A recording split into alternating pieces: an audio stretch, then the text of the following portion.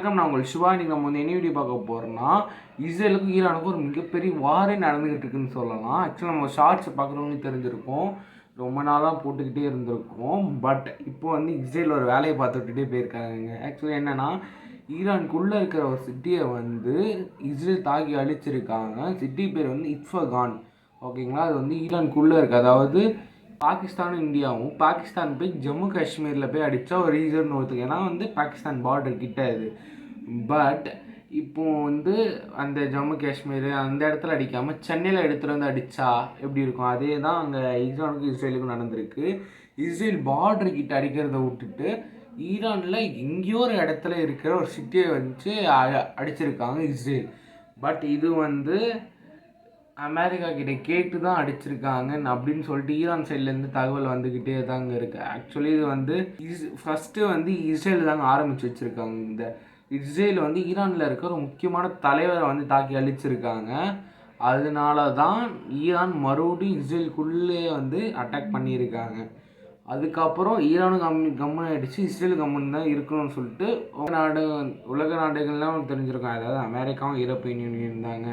ஆக்சுவலாக என்ன சொல்லியிருக்காங்கன்னா, கொஞ்சம் யோசிச்சு செய்யுங்க, நீங்கள் ரிவெஞ்ச் எடுக்கிறேன்ட்டு உள்ளே இன்வால்வ் ஆகிறீங்க, பட் பின்னால் இருக்கிறது நாங்கள் தான் உங்களுக்கு சப்போர்ட் ஷீல்டு மாதிரி. ஆக்சுவலி அமெரிக்காவும் யூகே ஃப்ரான்ஸ் தாங்க இருந்துக்கிட்டு இருக்கு இஸ்ரேலுக்கு.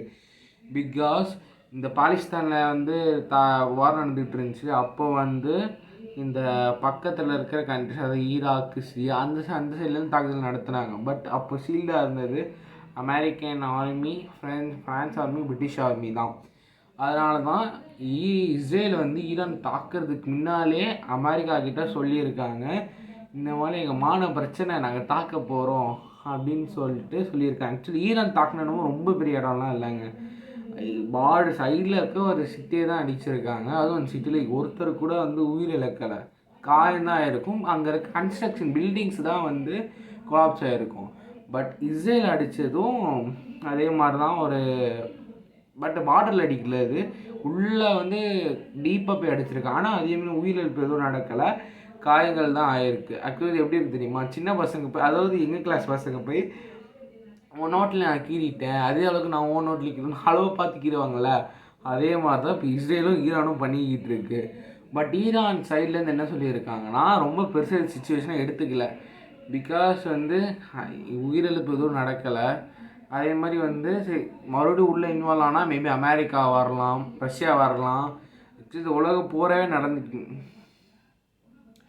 பட் ஈரான் வந்து இது பெரிய விஷயமாகவே எடுத்துக்கல. ரீசன் வந்து ஏன்னு தெரில. பட் ஈரான் சைடில் இருந்து இது வரைக்கும் ரிப்போர்ட்ஸ் வந்த வரைக்கும் ஈரானில் பிரசிடெண்ட் அது இருக்கார் இல்லையா, அவர் வந்து இது உயிரிழப்பு எதுவும் நடக்கலை அப்படின்னு சொன்னதுனால ஓரளவுக்கு பெரிய இன்னும் டிக்ளேர் பண்ணல. மேபி வாராது வந்து போகாமல் தலை சுற்றி முக்க தொடுற மாதிரி தான். ஆக்சுவலி இப்போ பாகிஸ்தானையும் போய்கிட்டு இருக்கு. ஓகேங்களா, அதனால சிரியா, இந்த ஈரான், ஈராக், சிரியா அந்த கண்ட்ரிலாம் சேர்ந்து அப்படி பாகிஸ்தான் சப்போர்ட் பண்ணி வேணால் இஸ்ரேல் அடிக்கலாம்.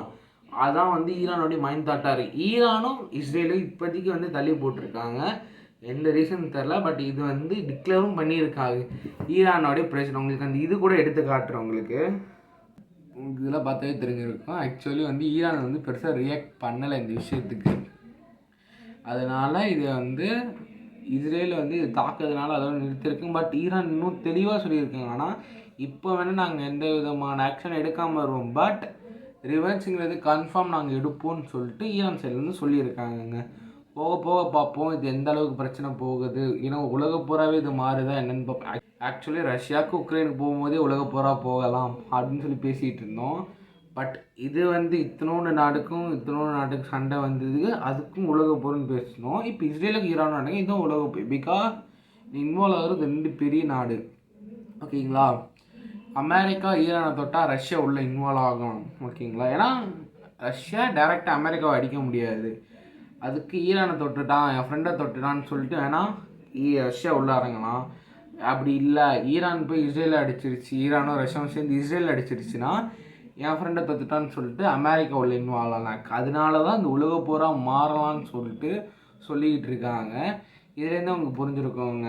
போக போக பார்ப்போம் அடுத்தடுத்து என்னென்ன நடக்குதுன்ட்டு.